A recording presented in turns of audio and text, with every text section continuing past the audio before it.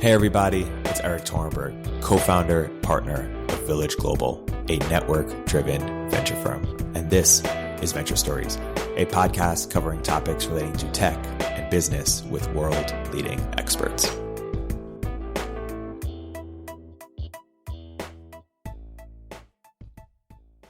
On this episode of Venture Stories, Erik is joined by Genet, co-founder and CEO of Lumi. As for what Lumi does, we'll let Jesse take it away.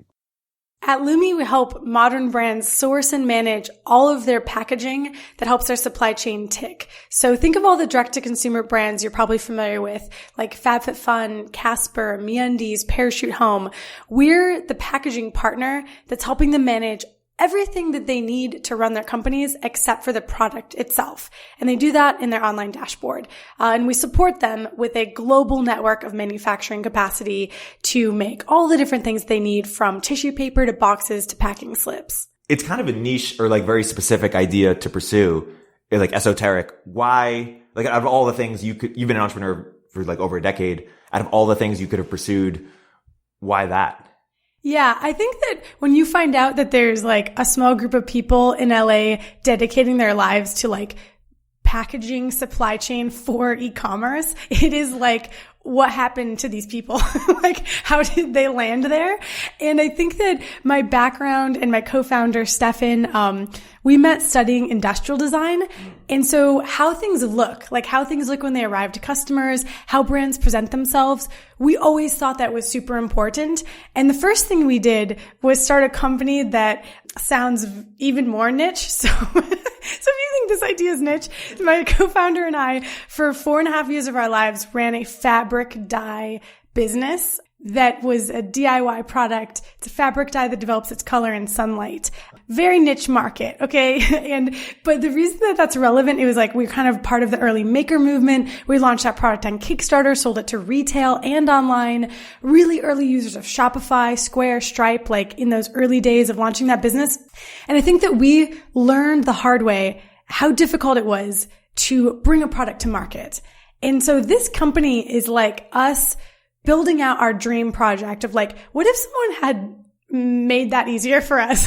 What if like the 4 years of toil and strife where like we almost flirted with bankruptcy over like misordering things or whatever? What if that was different later, and for other companies? And, you know, through a variety of decisions and learning from the brands we work with, like, here's where we land. You're trying to do what AWS did for bits for atoms. Something that I sometimes say is you can't eat bits for breakfast. I literally say that.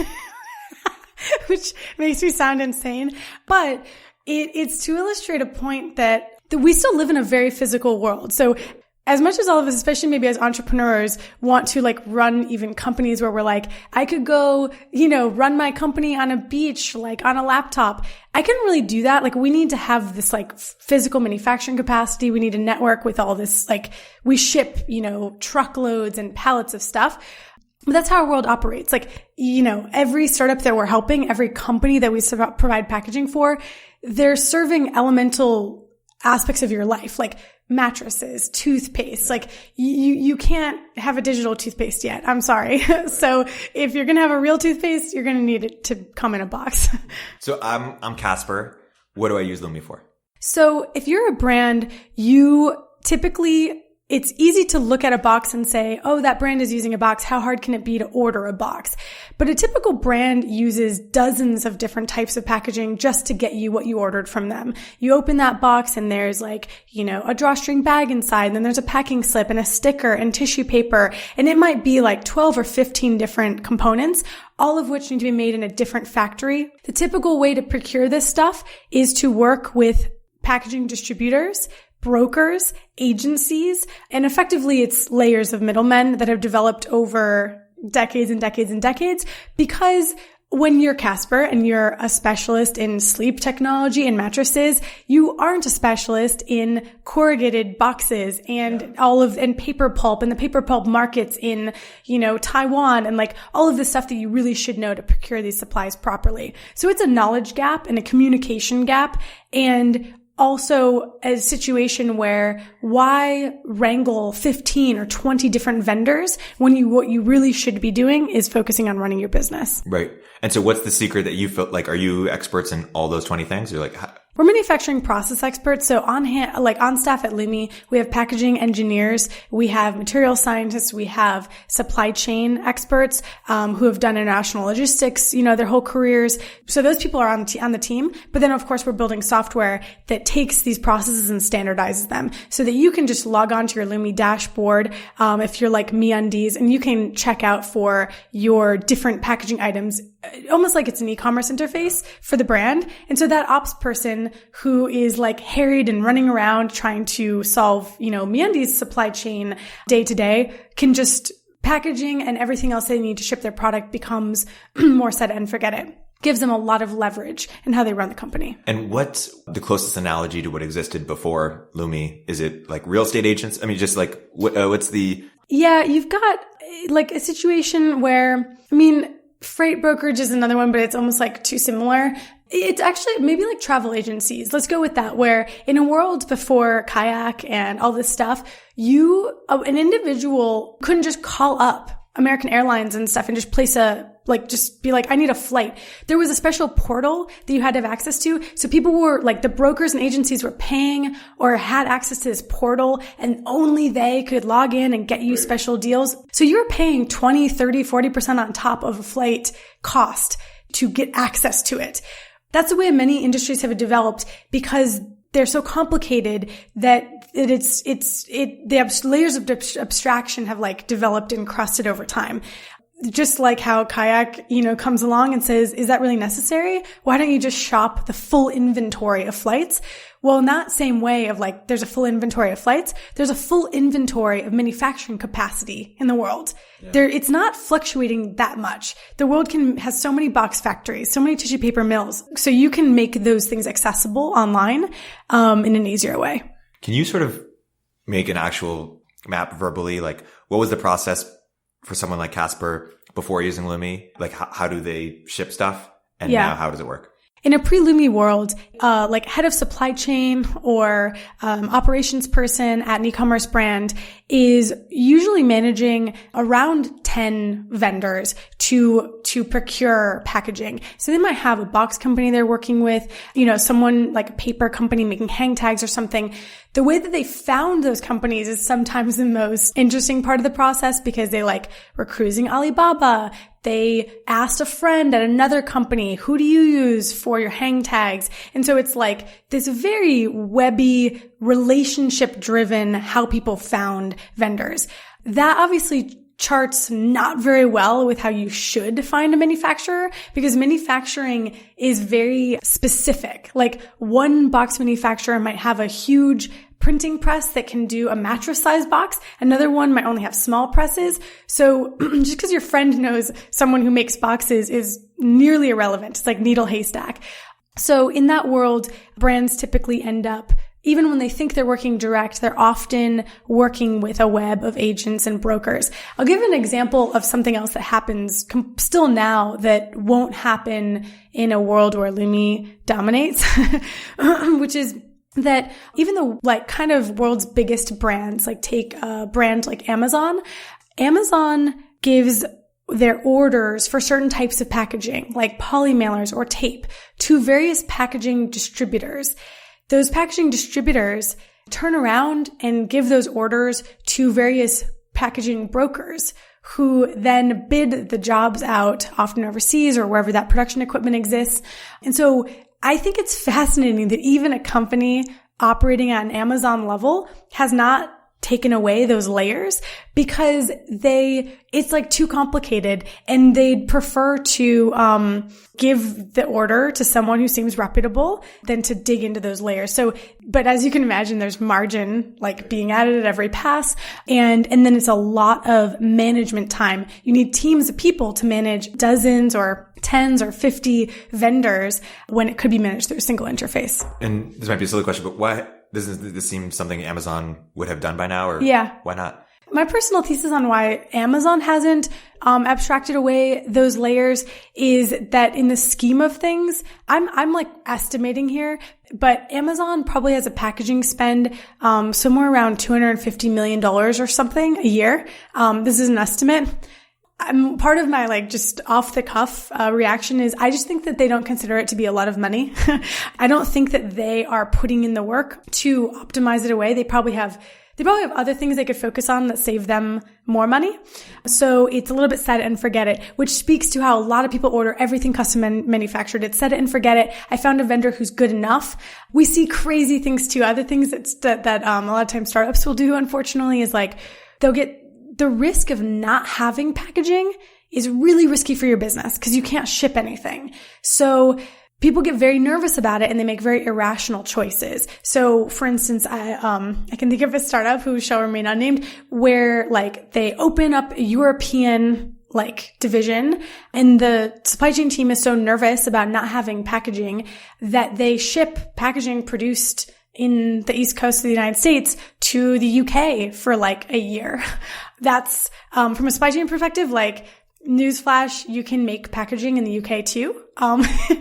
There's production capacity there as well. In a Lumi world, that would never happen. We would have a detailed spec in the dashboard. We could turn production on in a different country, continent to support a launch very seamlessly. And so that would have prevented a tremendous amount of not only economic waste, but there's another dimension to this of waste is bad, in the sense that I think that a huge part of the Lumi mission is that the real efficiencies that can be driven through mitigating out middlemen isn't just economic waste and money. It's that they're not incentivized to make smart choices. So who pays the cost when, of like emissions and stuff, doing that move where you move boxes from the East Coast of the US to UK?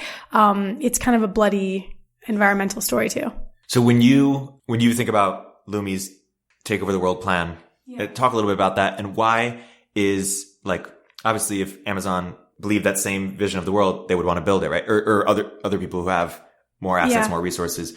I'm curious, one, what the Take Over the World plan is, and then two, what is sort of the crux of the difference of belief between you and bigger players who aren't doing this? Yeah. So I think it's really helpful to understand the landscape of how do people find manufacturers now? Like, what are your options, right? And one thing that's kind of interesting to realize is because of the extreme proliferation of agencies and brokerages and stuff, it's actually so commonplace. Like, if you just search on Google or on like ThomasNet, which is in manufacturing kind of market like directory, or like Yellow Pages, on average, 80 to 90% of what you find are brokers and agencies and not manufacturers.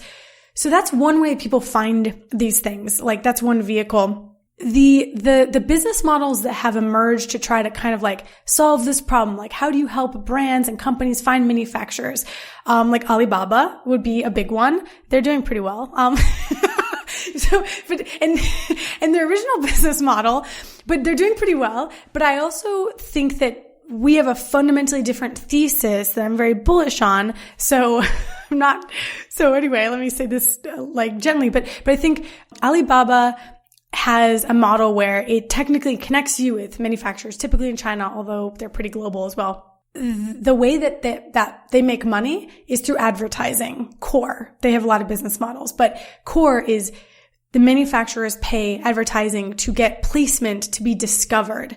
Any platform that works like that, it's almost becomes similar to Yellow Pages and like preferred listings and all this stuff, where now the people who are the best at self-promotion are the people who are discovered.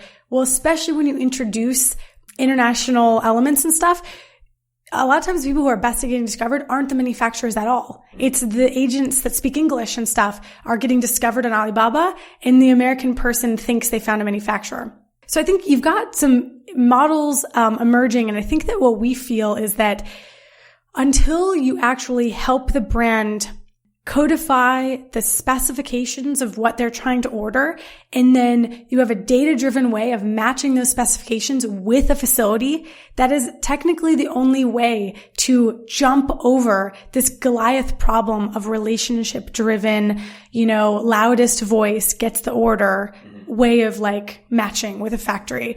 And so that's something, we have various ways that we work on that. We also handle the transaction from start to finish, meaning you order from Lumi. Lumi is the trusted source. You pay Lumi.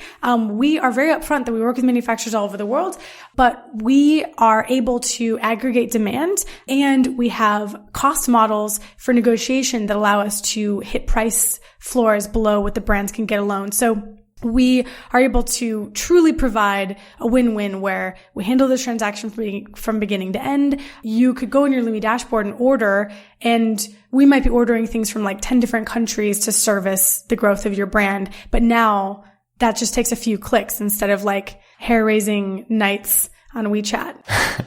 So I'm curious to hear more about how packaging has evolved over time, and particularly what sort of external factors have enabled Lumi's time to come as a business. Like, could Lumi have been possible 10 years ago, or how has that evolved? Well, I think there's always been a problem with how manufacturers and brands and companies connect, but this is an incredible time to start Lumi and be running Lumi because of a few macro trends also at play. So I believe e-commerce is happening. I think that as funny as it is to say that, because it sounds like super obvious, maybe especially. But it's still only like 10%, or? It's still, what is it? Yeah, it's sub 15%, I think, still, of like retail purchases. So that's small in the scheme of things. And think about that, the impact of that in the packaging industry. One, it means the fundamental usage of packaging is changing. More packaging than ever is going directly to people's homes. The packaging industry is in a state of a lot of flux. Anytime there's an industry in tremendous flux, there's some opportunity. E-commerce is a monster trend that I think is only going to like engulf more and more economic activity, which means a certain future for packaging. And then on top of that, the other thing that makes this a really cool time to be running a packaging supply chain company is that by focusing on packaging, we're able to do business across every product vertical, right? Like, we can sell packaging, but work with like a candy company, a bra company. What's defensible about it? Like, why can't I and like 10 other really smart people raise some money and do what you're doing? Like, and why aren't you getting squashed? Yeah. I think that's a great question. I think that it definitely is one of these areas that has been overlooked due to a layer of it seeming boring in the industry sense of like, not everyone wakes up and goes like, I'm going to make a huge change to the packaging and supply chain space. But then it's not just boring, it's also hard. It's boring and hard, which I think creates a really nice, like, defensible, like, little corner of the universe. Because the hard parts are, you cannot be good at making change in this space if you don't have a tremendous respect for the people using the product, the brands, people trying to grow companies. I think there's a lot of people out there who have that respect.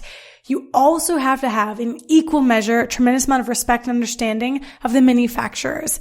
We have had manufacturers come and give talks at Lumi and like explain how they're the 5th generation in their family running a box plant. They have over the course of 45 years acquired like 4 facilities. And so now they've got like a regional stronghold, and they become like a key element in a vendor network for us that is thousands of manufacturers strong. But these people have a really hard job to do. They operate on very low margins.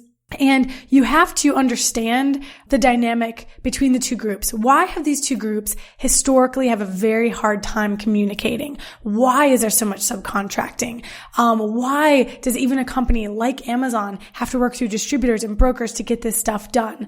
And I think you have to respect both sides of the equation. And then you have to have a really good detailed understanding of how all the manufacturing processes work.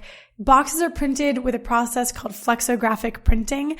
It's like a big rubber stamp process, basically on a drum that prints boxes.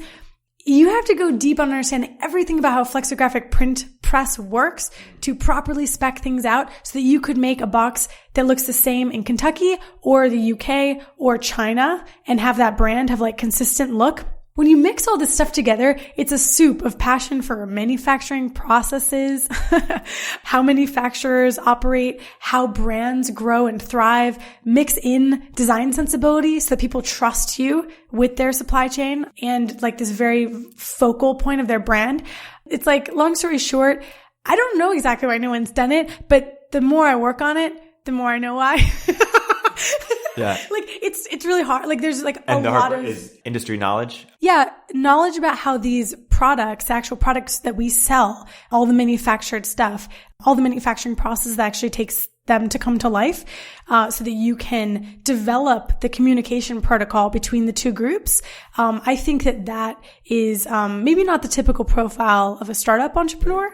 If Netflix true competitor is sleep, who's your or what is your true what are you competing with? Brands will always need packaging to get product from point A to point B. It won't always be boxes. If there was like a black swan event and all the paper pulp that makes boxes was like diseased or something, and there was going to be no more boxes in 2020, I don't think there'd be no more e-commerce in 2020. There would just be no more boxes. People will be figuring out every other form factor. And Lumi is dedicated to selling every form factor and everything that an e-commerce brand might need. So a black swan event in packaging, I don't think would affect Lumi. I think our competition is the status quo. Like the status quo is extremely powerful in this space. People have been buying these types of things and working with manufacturers through brokers and distributors for hundreds of years. It's effectively like one of the oldest business models that exists. So we have to truly provide value through the software we're building. Otherwise, it'll be very hard to grow a business that supersedes like the largest brokers and distributors, which are pretty big. So like there's packaging distributors that measure their revenue at like $4 billion a year. Wow. But they have thousands of employees. Like they're hoofing it, like it's feet on the street style stuff. But they're big businesses with that traditional model. So if we want to get to that scale and beyond and do it quicker, as well as providing like actual tangible value to our customers, we have to get the software and the communication protocol between brands and manufacturers correct. Is Flexport a close analogy? Or like how are they similar or different to what you're doing? Flexport's a great example of a company making a really good amount of noise in the space around how logistics and supply chain can be a breeding ground for a really big company, and that software can play a really big role. They're disintermediating the brokers and distributors in that space. I think that it's a good analogy, but we operate in a far more fragmented space where we are actually managing the process end to end. Packaging as a storefront. What do you mean by that? I often say packaging is the new storefront.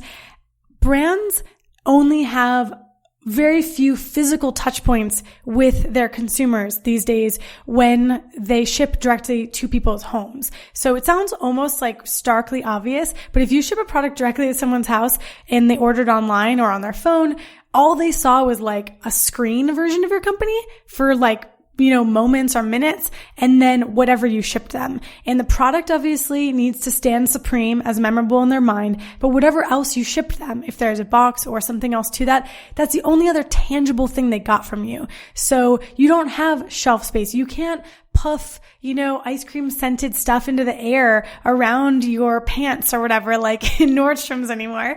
You have to make them feel that feeling in a cardboard box or an envelope, which is a lot less real estate. Yeah. What is a world in which Lumi or a company like Lumi isn't a multi-billion-dollar company? Like, it just seems so obvious that it's going to be one, but people said no to you at one point. Yeah. For fundraising. Like, what did they say? I think that we've gotten Or forget what they said, but what's the best argument as to why a company would be? I think we've gotten exponentially better at telling the story, and the story has evolved. So like, to be fair to earlier investors, our first pitch was all about custom printing and manufacturing, but we hadn't even landed on packaging in 2015 coming out of Y Combinator. We were selling rubber stamps. I'd prefer not to go down this dark road. So why were you doing that? How did you evolve? Like, what did you figure out? We truly did a lot of like listening to users, figuring out how people were growing their businesses. And then you just made things people wanted. So yeah. Okay. Yes, we we did make things people wanted sometimes, and other times we made things people didn't want. Yeah. And then we killed those things. Yes. That would, I think that's the first year of the business actually is making things people didn't want. We evolved the story quite a bit. It's come to encompass so much of the manufacturing ecosystem. Started with brands have a hard time ordering custom stuff. Very vague. Brands have a hard time branding themselves. And we want to help them with the stuff that they need to grow their companies, not just their swag stuff. So like in the early days, we knew we didn't want to make t-shirts, but for some reason we knew we did want to make like, shopping bags for their store or something. What's the big difference? One is necessary and the other isn't, like to growing the company and scaling the company, the unit economics of the business. So those were early decisions. I think that when people don't resonate with our mission, it's probably because we did a bad job describing it. I'm kind of joking, but I think every entrepreneur knows that they've done that. And I think that packaging on the surface, if I come in a room, and as I've done to many unwitting VCs who have taken meetings with me, and I just wax poetic about how packaging is a big deal and here's all the problems and they've got brokers and whatever. I think it can strike you as just another industry with middlemen and a cool website.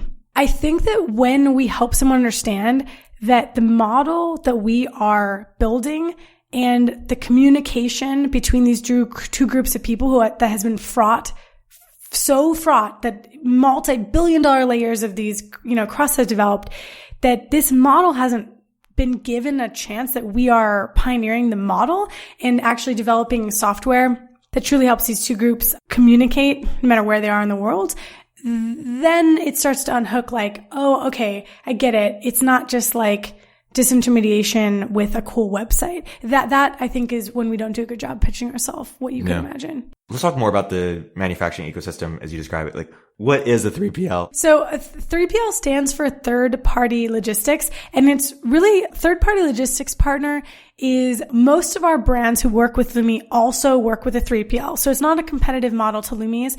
They are the people actually shipping out the product. So this is something, if people are really trying to learn at the very beginning what Lumi does, we source and manage the manufacturing of the packaging. Our job is done when we deliver it to your distribution center, to your fulfillment center, to your 3PL. So most of these brands work with Lumi, work with a 3PL. The 3PL is when your custom boxes and everything lands at your 3PL, Lumi is done.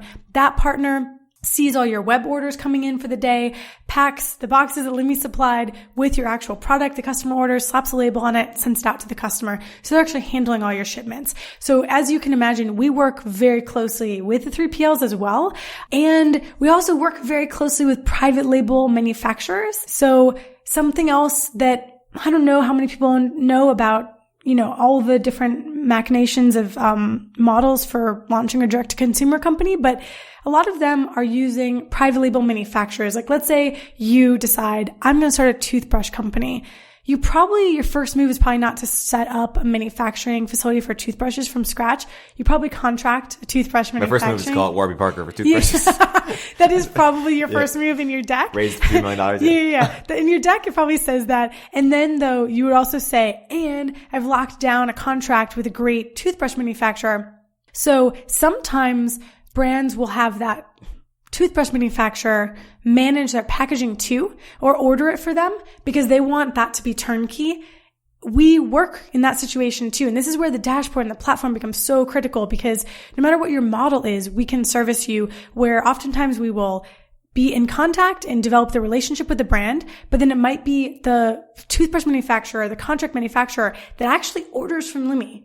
Right. They order all the supplies from Lumi directly to them. So I think this is where you start to understand someone has got to be building the interface for how all these brands, different supply chain choices work. Because imagine trying to pull that off just by saying hey, toothbrush manufacturer, I found a company on Alibaba last night. Can you hit them up? Like, that's going to turn into a mess. And that mess is going to turn into your customer's experience. Right. Is networked manufacturing basically what you've been describing? Is like a fancy word or what is that? I refer to our manufacturing network as all the manufacturers we've onboarded and that we have data on, which we use in various ways to make sure that the correct job is always going to the correct facility. I think that this is where things get very interesting because the typical model in the world, and there's a lot of sourcing and procurement platforms that will say like, hey, you want to sell toothbrushes? Erik, I got you handled. I'll make the toothbrush, the box, I'll make everything for you turnkey. And they want to just handle everything. And they're usually relying on a very small subset of manufacturers that they have personal relationships or experience with from previous jobs and previous life experience. So there's just a lot of business models that give companies like a pinhole access to some manufacturing capacity. And I don't think there's been very many working on giving them broad access to what the world can offer. Because I'll share something with you that sounds, again, super obvious, but I think is kind of profound.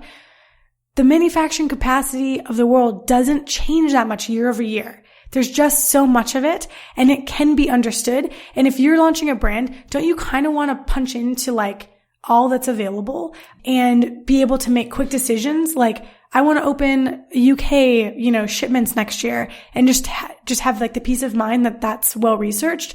That is a pretty rare thing these days. Yeah. So where are the billion-dollar opportunities in manufacturing? Like, if you were starting a fund that was just focused on the manufacturing ecosystem, what other startups might emerge, or what are the other different spaces even?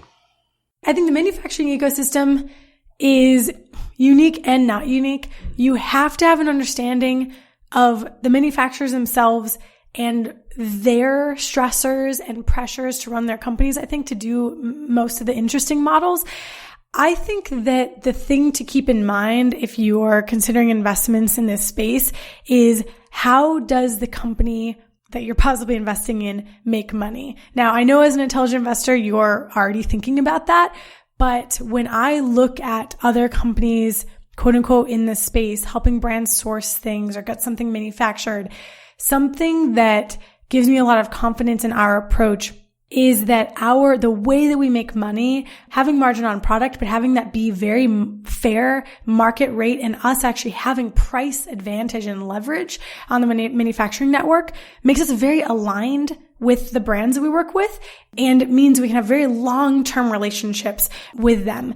We aren't trying to charge them for software. The software comes to them for free. We aren't trying to charge the manufacturers. So a lot of the models people are thinking about are trying to connect you with a manufacturer and then charge the manufacturer for the connection.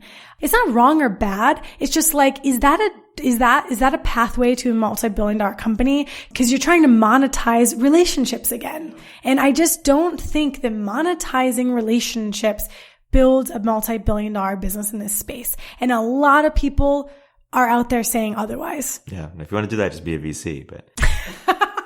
I mean, there's a lot of business models for monetizing relationships that are not bad, but they're not billion-dollar opportunities. Yeah, they're not billion-dollar opportunities. And also it runs out of steam, right? If you aren't leveraging data in an interesting way, if you aren't building meaningful software that provides value to brands and makes them want to keep using it, how do you keep growing past 100 million, 500 million?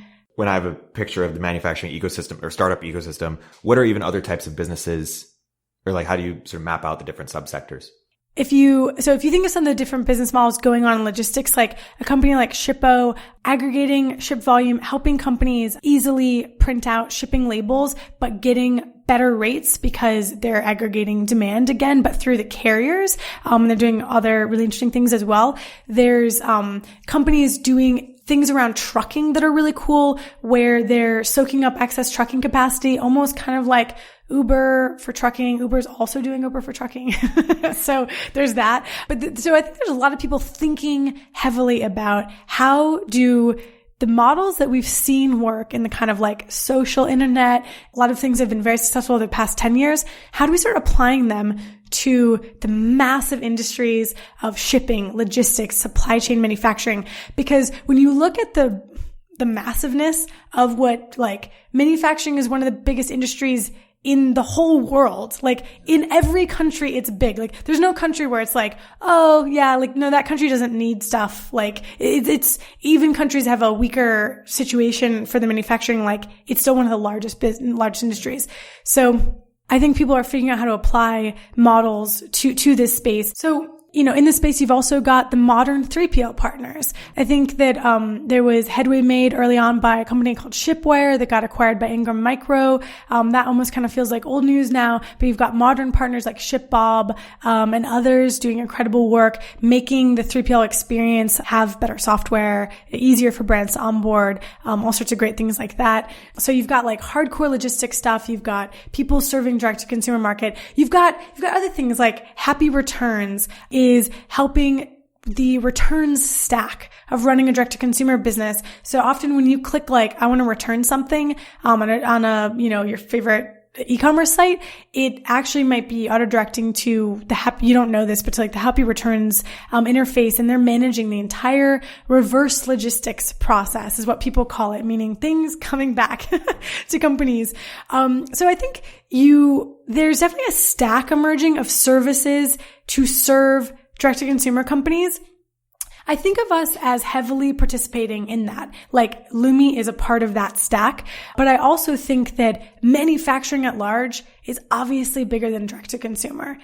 Manufacturing and logistics affects everything we buy, not just what we buy from e-commerce or from direct-to-consumer startups. Keeping your venture hat on, if we were looking at the future of e-commerce and what your thesis would be there. I mean, one VC I talked to has this sort of anti-e-commerce thesis where he says, you want to invest in businesses that are hard to start years 0 to 3, but then easy to scale years 3 to 10. Like Airbnb might be an example. Hard to bootstrap, but once you have it, it's easy to scale.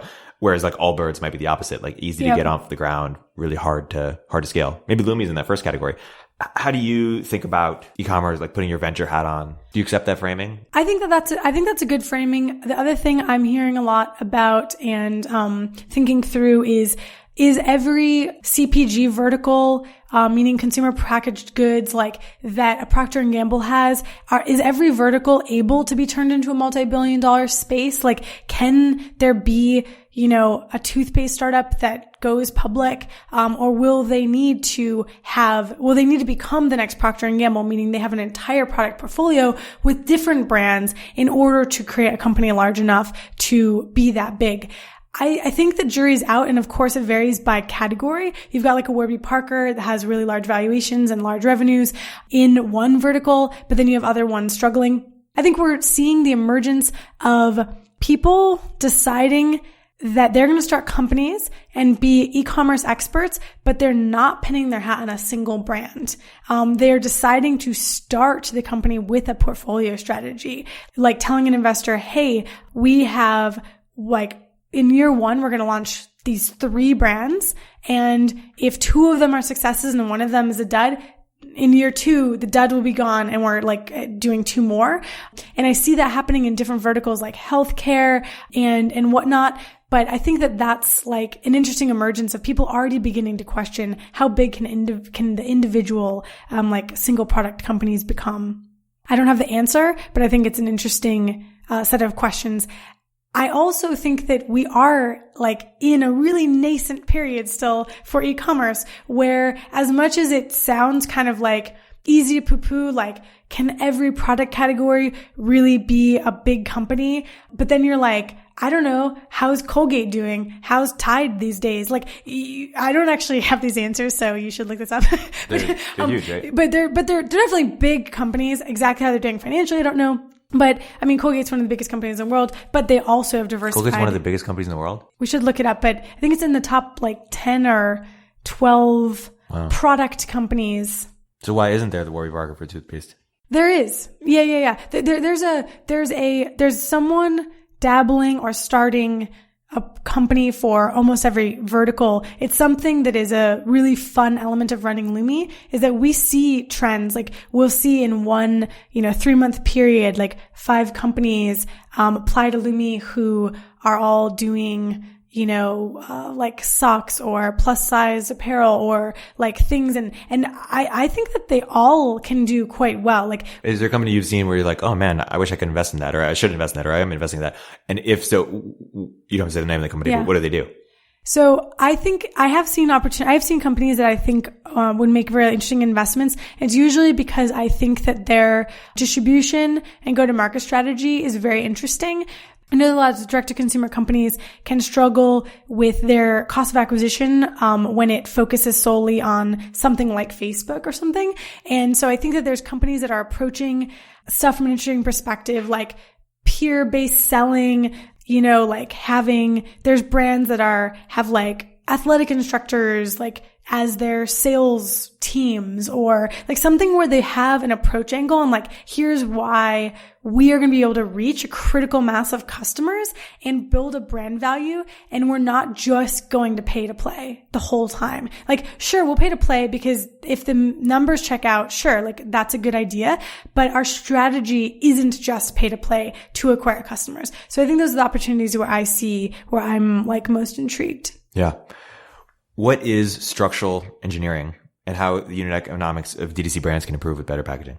Structural engineering at Lumi is us actually looking at the packaging that you're using and questioning how it's actually put together, what materials you're using, and how it's engineered, meaning like what size is the box, what dimensions, how is it assembled. So this can affect your entire cost structure of your packaging. So a couple of simple things. I'll give you a geeky piece of information. Corrugate fluting, like cardboard, like thicknesses, it's called fluting, and there's B-flute is a standard. There's also a fluting called E-flute. E-flute is a little bit thinner. Like if you get a little box and it's like really kind of nice and crisp, it might be E-flute. E-flute is just as strong as B-flute from a puncture resistance standpoint and stuff, but it takes up 30% less thick. So imagine you can switch your boxes from B-flute to E-flute. 30% more boxes fit on a pallet. That saves you a tremendous amount of warehouse space. That saves you a tremendous amount in transit. 30% less space on a pallet quite literally translates into now it ships for 30% less. Like the boxes themselves, on a pallet. Then it probably weighs less. So if you can get the envelope of the package down smaller, all the carriers these days charge based on something they call dimensional weight shipping, meaning they don't just charge you for how much it weighs, they charge you for how much space it takes up, because otherwise you're going to fill their trucks up. So if you take that into account, shrinking inches, even millimeters off of a packaging profile can save the brand, depending on their size, thousands, hundreds of thousands of dollars, millions of dollars in freight. So as a general rule, brands spend more, like 2 to 3 times as much on shipping their product to customers as they do on the packaging. So if something that we can affect on the packaging level reduces their spend on shipping, we could say, we can get you this box for 5 cents less. Or we can say the box is going to cost the same, or maybe it costs 5 cents less, but our engineers figured out a way to make it 20% less space, and you're going to save $100,000 on your shipping next year. Leveraging that kind of data to truly affect how these companies operate is something else that's core to our thesis. Like, packaging is just a gateway to how these companies function, how they spend money, how they ship their products. And by being their core partner on that, we can affect other decision making internally. Why do D2C companies struggle when it comes to sustainability? Packaging in general, but then also sustainability in packaging has no standards. It's one of these things that everyone is talking about it like it's a really good idea, because it is. Like, we are very committed to it and have a lot of internal structures to support it. But what does it even mean? When people have a hard time quantifying it can be very hard to pull off. So I think that is the core reason brands have a hard time executing on it, because it's amorphous. So something that we're working on Lumi is a set of standards for good, better, best. Also, how can you have the most impact on the sustainability of your supply chain? Spoiler alert, usually it's not just like what the customer sees. It's not like, oh, we moved from 30% recycled content on this box to 50%. Yes, that's cool. but imagine if you're shipping that 50% recycled content box across the ocean. Spoiler, that sucks. So like, the impact of what you're doing, is very multivariable. And we, both in the interface and through other things we do at Lumi, are trying to show the brands the impact of their decision making, because then it empowers them to make better choices. This is, again, something that software is really good at, that humans, taking orders on phones are pretty bad at. Like, oh yeah, it would be totally better to use a little bit more recycled content. Meanwhile, like the suggestion of, have you noticed how many transit miles your packaging took this year? Or, the impact of air freight, etc. Yeah. So how does someone who self-identifies as fun and funny do something so boring? Yeah, on the surface, I get it. Packing tape, boxes, it's not what 5-year-olds say, like, I want to grow up and be that person. I think that what keeps it really fun is that the brands that we work with are very inspiring. They're out there challenging the status quo of what we all buy and consume every day. The manufacturers we work with are really hardworking people that power the economy of like our country, other countries, all the countries they operate in. So both sides of the equation are very inspirational. And then the concept that we are truly eliminating waste and fueling something that we refer to as responsible manufacturing, which we have a definition for. I think it really helps people understand why work on this. Because if you can transition brands to responsible manufacturing, reduce their transit miles, all this stuff, has a really profound impact on the world. What's slapstick supply chain? I do a YouTube show called Shipping Things. It's about shipping things. And the genre of the show is slapstick supply chain, because it's about supply chain, and I share a lot of very factual core information, but I do it in a humorous way. And so it's like Buster Keaton is a famous slapstick comedian. So I say that I'm like Buster Keaton meets Diane Keaton meets boxes. Amazing. Yeah, because I think that really gives people a vibe. Yeah. Yeah. No, I really love what I want to close on is this boring and hard thing. Yeah, yeah. I love that because, I give a lot of career advice on Twitter. You don't follow me, I follow you. Cool. Awkward. I tell people to pursue things that other people aren't pursuing or just won't pursue. Yes. And boring and hard are two really good reasons to do that. Going down a rabbit hole that you feel like no one else would go down is a valid human effort. There might be nothing down there. Yeah, we've done plenty of things where we go down the rabbit hole and there's nothing down there, but when you go down, you're like an explorer, like you're kind of like a pioneer, like when you're starting a business. And if you can't pioneer yourself on like a well-trodden hiking path in LA where like there's like water fountains every 60 meters, you've got to pioneer yourself where people look over there and they're like, should I really go over there? It looks kind of like dry and hot and awful. And then someone's like, no, like no one's going to go there. Like, let me figure this out, because that is worth it even if you don't find anything, because no one else has gone there. The thing that I think freaks people out about it is that it's a very high probability of failure. But it's just like, there's so many sayings about this, but high probability of failure is going somewhere some other people aren't willing to go. 100% certainty of failure is going into a bloody ocean of competition where everyone's been and you're not that unique. So you're choosing between high probability of failure and certain probability of failure. Yeah. Yeah.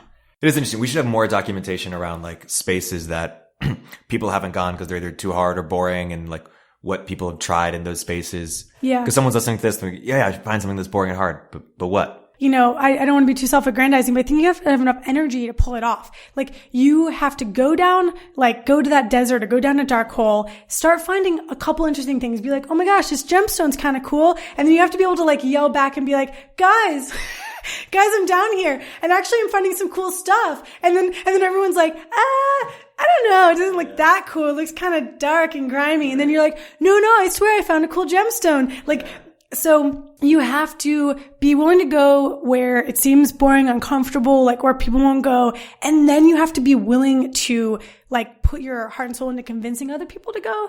And I think those two things can be daunting. That's a good place to end. Jesse, this has been a fantastic episode. Where can people learn more about you, learn more about Lumi, and what should we stay tuned for? You can find us at Lumi.com. It's just Lumi.com. We always have jobs posted at Lumi.com/jobs. I'm Jessie Genet. I have those social handles, and you can feel free to reach out to me directly on Twitter if you have questions about business or life or anything. Yeah, I mean, any last words of wisdom if you were the Jessie Genet listening to this? I think too many people just fail to get started and fail to be willing to fail so repetitiously that they actually figure stuff out. And it's kind of a shame because I think so many smart people would be great at failing spectacularly and great at learning things. But there's something about us that just keeps us wanting to succeed. What is that? But I just, if people got a little bit more comfortable with failure, I think that it would go a long way. And you don't succeed or fail at anything before you start trying. Lumi is on a great path, but you failed at a bunch of things, right? I failed at so many things. And also, I started failing very early. You've been doing this for 15 years? Yeah. I started my first business as a 16-year-old. You're both like 5 and 80. Yeah. I'm both, right. I'm 80 in my wisdom. I'm 5. But I started failing very early. I started a business really young. And I think that it shouldn't be scary to anyone because I think of risk as a muscle. Yeah. That people are not exercising effectively. Would you expect if you want to have a 6-pack that you could not exercise for 6 months, really go for it, just exercise 24 hours a day and then you have a 6-pack? No, of course not.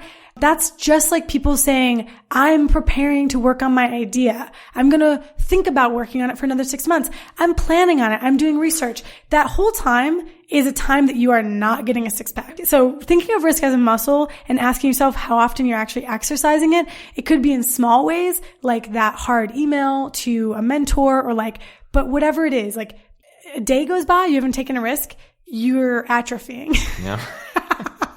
Sorry.